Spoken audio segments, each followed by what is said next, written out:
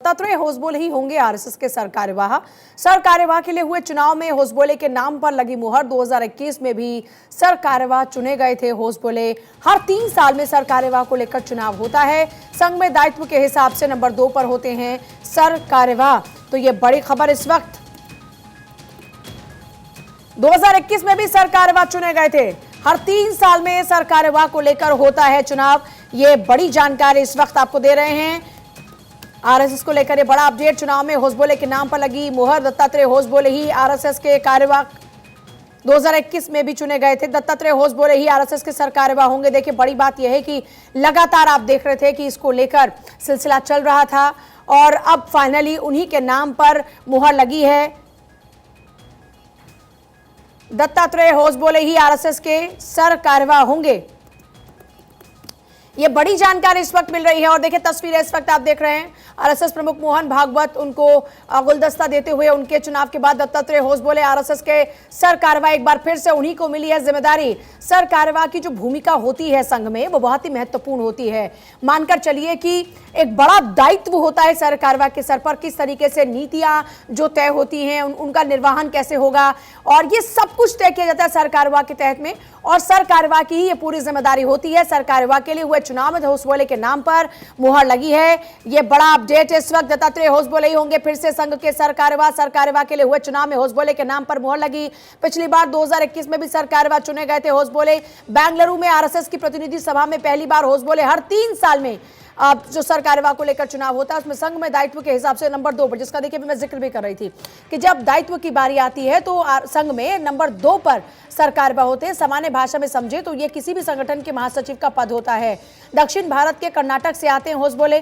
कन्नड़ के अलावा वो अंग्रेजी भी जानते हैं, हिंदी भी जानते हैं, संस्कृत भी जानते हैं, तमिल भी जानते हैं, मराठी भी जानते हैं और इन समेत कई भारतीय और विदेशी भाषाओं के विद्वान हैं दत्तात्रेय होसबोले। तो देखिए, होसबोले ही होंगे फिर से संघ के कार्यवाह। बेंगलुरु में आप लगातार देख रहे थे बेंगलुरु में किस तरीके से प्रतिनिधि सभा चल रही थी। और पंकज सोनी मेरे साथ इस वक्त जुड़ रहे हैं, मेरे सहयोगी।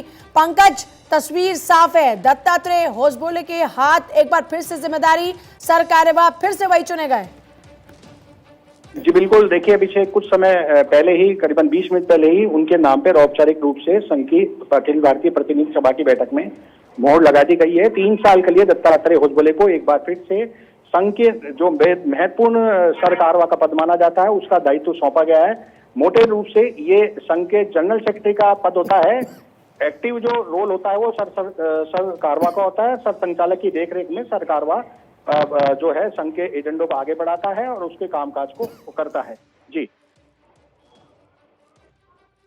आरएसएस की प्रतिनिधि सभा चल रही थी लगातार बेंगलुरु में और फाइनली ये अच्छा पहले से कयास लग रहे थे कि एक बार फिर से उन्हीं को जिम्मेदारी दी जा सकती है और वही हुआ भी इस बार। क्या खास बातें रही? देखिए, नागपुर में जो प्रतिनिधि सभा की बैठक चल रही है 6 साल बाद नागपुर में हो रही है। और क्योंकि आने वाले समय में देश में लोकसभा चुनाव है तो निश्चित रूप से मानिए कि जनप्रतिनिधि सभा जो संघ की प्रतिनिधि सभा है इसमें लोकसभा चुनाव को लेकर भी चर्चा हुई है। एक बहुत बड़ी योजना संघ ने लोकसभा चुनाव के लिए बनाई है, जिसके तहत जो राम मंदिर प्राण प्रतिष्ठा के दौरान जिन 28 करोड़ लोगों तक संघ पहुंचा था, इनको वापस से संघ लोकसभा चुनाव के दौरान उनसे संपर्क साधेगा और उनको प्रेरित करेगा कि वो भाजपा के पक्ष में मतदान करे। दूसरा फार्मूला संघ ने जो इस बैठक में तैयार किया है वो अधिक से अधिक मतदान करवाने का संघ ने फार्मूला तैयार किया है। उसका सीधा सा मैसेज ये, क्योंकि देश में अभी सबसे बड़े जो चर्चित और लोकप्रिय चेहरा है वो नरेंद्र मोदी है और सबसे बड़ी पार्टी भी भाजपा है। अगर लोकसभा चुनाव में मतदान ज्यादा होता है तो उसका सीधे रूप से फायदा भाजपा को मिलता है जाहिर तौर पर। बहुत शुक्रिया आपका पूरी जानकारी के लिए। देखिए, 15 से 17 मार्च तक आपने देखा कि किस तरीके से पूरा का पूरा जो प्रतिनिधि सभा रही और उसमें खास तौर पर सबसे अहम बात यह है कि कौन सर कार्यवाह होगा, इसको लेकर चर्चा होनी थी। फिर चुनाव होना था। 3 साल में चुनाव होता है। दत्तात्रेय होसबोले को फिर से चुना जा सकता है, इस तरह के पहले से कयास लग रहे थे और हुआ भी वही। एक बार फिर से दत्तात्रेय को ही जिम्मेदारी दी गई है और एक बार फिर से सर कार्यवाह के तौर पर वो नेक्स्ट 3 इयर्स के लिए कार्य करने वाले हैं। राष्ट्रीय स्वयंसेवक संघ की प्रतिनिधि सभा की 3 दिवसीय बैठक में अब इस पूरे मामले को लेकर पहले देखिए अलग अलग जो एजेंडास थे उन पर चर्चा हुई और फिर उसके बाद में आखिरी दिन पर आरएसएस के नए सर कार्यवाह का चुनाव हुआ। संघ में हर 3 साल पर सरकार्यवाह का चुनाव होता है और फिर वो अपनी नई टीम की घोषणा कर सकते हैं। जानकारी ये थी पहले से ही, जो सोर्सेज बता रहे थे कि फिर से दत्तात्रेय होसबोले को ही सरकार्यवाह चुना जा सकता है। पिछली बार 2021 में वो सरकार्यवाह चुने गए थे। संघ के एक पदाधिकारी के मुताबिक उस वक्त में ही कहा जा रहा था कि 75 साल पूरा होने पर महत्वपूर्ण दायित्व नहीं दिया जाता, लेकिन 68 उम्र है उनकी।